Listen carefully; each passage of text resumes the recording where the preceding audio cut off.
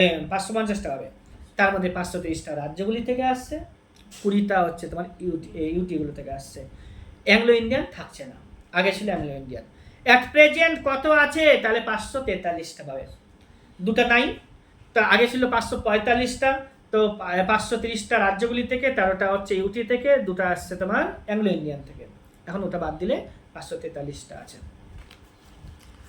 লোকসভার গঠন বললামই একটু আগে, 17 তারিখে এপ্রিল মাসে 1952 সালে হয়েছিল প্রথম মিটিং। কত বললাম, 13 তারিখে মে মাসে 1952 খ্রিস্টাব্দে।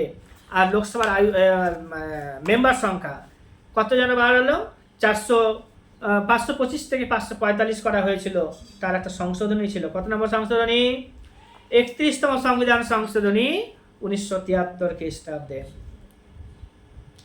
এসসি এসটিদের জন্য বললাম তো এসসি এসটিদের জন্য 330 নম্বর আর্টিকেল, এখানে 131টা সংরক্ষণ আছে, তার মধ্যে 84 সংরক্ষণ হচ্ছে এসসিদের জন্য, এসটিদের জন্য বাকিটা 47টা।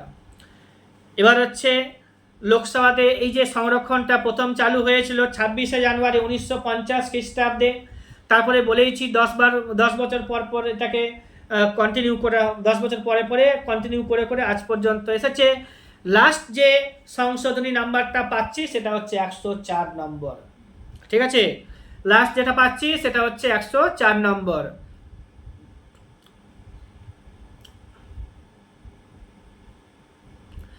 আর এটা যে থাকবে 10 বছর পর পর কন্টিনিউ করা হয়, এই ব্যাপারটা 334 নম্বর আর্টিকেলে একটু আলোচনা করা হয়েছে। ভোট দিতে পারি কত বছর বয়সে, আর আগে ছিল কত 21, এখন হয়েছে কত 18, তাই না? কত নম্বর